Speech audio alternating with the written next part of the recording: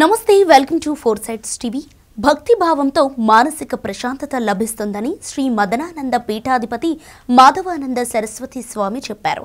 సిద్దిపేట జిల్లా దుబ్బాక పట్టణంలో శ్రీ మహంకాళి దేవాలయం 7వ వార్షికోత్సవాన్ని ఘనంగా నిర్వహించారు. ఈ ఉత్సవాలకు హాజరైన స్వామివారు మహంకాళి అమ్మవారికి విశేష పూజలు నిర్వహించారు.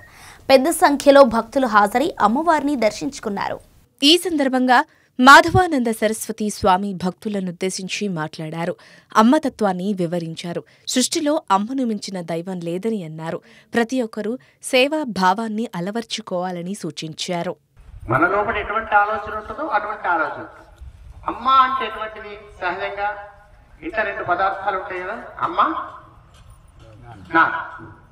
చిన్నపిల్లలకి అనుభవం, నీకు చిన్నప్పుడు మర్చిపోయిన బ్యాగ్ చేసుకుని వాళ్ళు ఏమన్నా అమ్మ నాన్న. అమ్మ అప్పుడప్పుడు కోపం వస్తే కొడతాడు, చెప్పలేదు. కొడితే మీరు నవ్వుతాడు.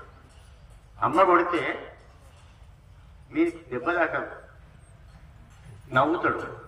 అమ్మ ఏమనుకుంటుంది అంటే పాపం వాడికి గంట దెబ్బ కొట్టినా కదా అని కొంగంత ముఖాన్ని ముట్టుకొని మెల్లగా చూడకుండా కళ్ళు చూసుకుంటాడు. అవునా కదా అమ్మ?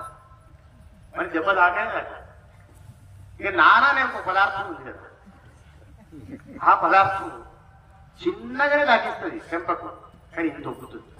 అవును కదా? అంటే కొట్టాలని కూడా కొట్టలేక దెబ్బ దాకిందేమో అని రోజంతా కుంగిపోయేటువంటి అమ్మ, అది ప్రేమ తత్వం. బాగా చెప్తాను, అంత ప్రేమ ప్రపంచంలో ఎవరి దగ్గర ఉండదు, తల్లి దగ్గర మాత్రమే ప్రేమ ఉంటుంది. అటువంటి ప్రేమ రస హృదయ, అటువంటి ప్రేమ ఉన్నటువంటి అమ్మ మహాకాళిగా ఎప్పుడైతే ఇదే ప్రేమ, అదే నువ్వు అమ్మవారిని చూసి ఏదైతే అమ్మా అని దండం పెడుతున్నావో, ఇక్కడ కూర్చున్న ప్రతి అమ్మను అలానే చూస్తే ఆమె ప్రేమ అలానే ఉంది. నీ చూపులో మార్పు వచ్చిందా, ఆమె చూపులో మార్పు వస్తుంది. నీవేమో చూపుతో బతికిపోతావు, చూపు చూసినా నువ్వు అనుకుంటావు, చూపు లేకుండా చేసే శక్తి ఆమె దగ్గర ఉంది. బాగా జ్ఞాపకం. అప్పుడు మహాకాళి అవుతుంది. ఇంకొకసారి మహాకాళి అవుతుందండి అమ్మ. ఎప్పుడవుతుంది?